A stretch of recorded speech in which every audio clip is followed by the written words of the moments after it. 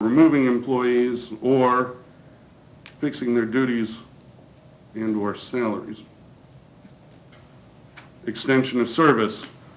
Kansas Statute 12-831 provides a procedure for extension of service by the Commission upon demonstration of specific findings and requiring a vote of extension service. The EUB ordinance at Section 1 dictates that the EUB has powers and duties to construct, acquire, and expand the utility.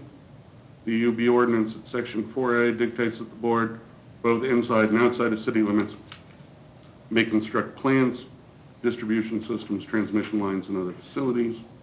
The EUB ordinance at Section 4C dictates that the board determines extension of service. Again, in these three instances, ordinance number 2296 is not in concert with Kansas Statute 12-831. I'm going to save budget for last. But now I'm going to move to the section about the provisions of the EUB ordinance which are in conflict with Kansas law. Use of utility funds. Kansas Statute 12-825D and G provide express dictates as to how revenue derived from utility operations may be used. The Electric Utility Board ordinance at Section 4J varies rather significantly from state statute.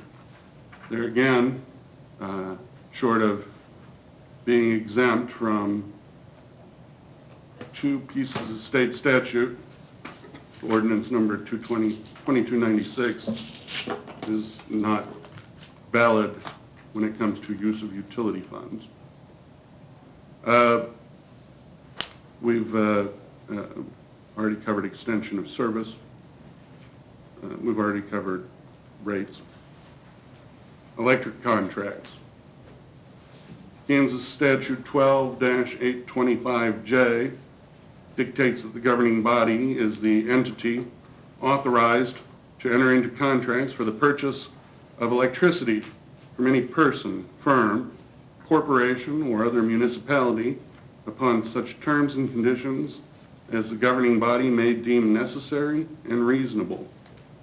The EUB ordinance at Section 1 grants broad authority to the EUB associated with the operation of the EUB.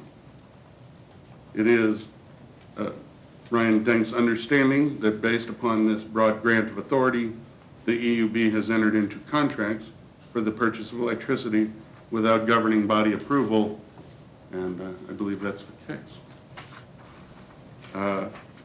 So the EUB ordinance 2296 is in Section 1 and in some of the other sections apparently invalid because it is in conflict with Kansas Statute 825J. Bond issuance. Kansas Statute 12-801 dictates that the governing body has power to issue bonds. Kansas Statute 12-802 dictates that governing body pass an ordinance for the issue of bonds. Kansas Statute 12-803 dictates that the bonds be issued by the city.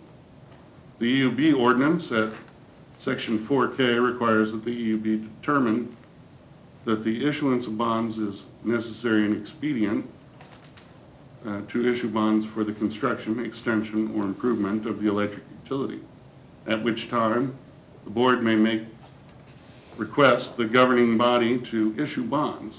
The EUB ordinance then dictates that the governing body shall consider taking all necessary action for the issuance of bonds in such amount as requested by the board.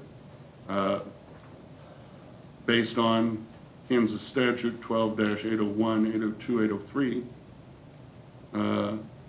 this is only the power that the board claims in Ordinance 2296 is only part of what they legally have based on those ordinances.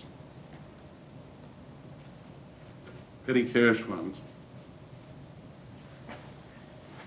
Kansas Statute 12-825A dictates that the governing body, by ordinance, may establish a petty cash fund for the use of utility for the purpose of paying utility costs, including postage, freight, temporary labor, emergency expenses, refund of deposits.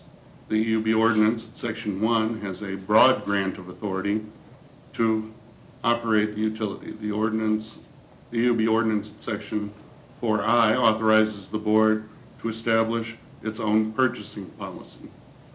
The EUB ordinance, Section 4L, indicates that the board establishes its own financials as well as its own funds and accounts. Again, this is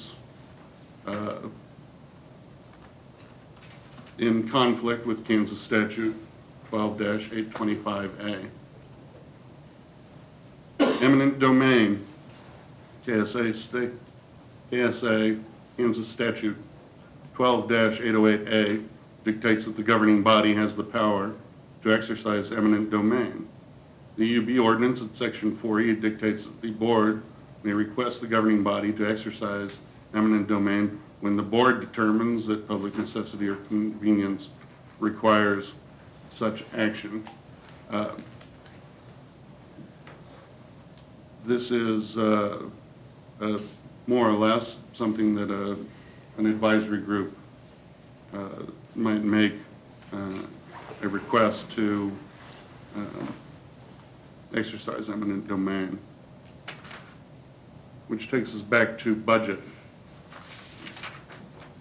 Kansas budget law at Kansas Statute 79-2925 at SEC, again, I'm unfamiliar, requires that each municipality comply with the numerous requirements of the law.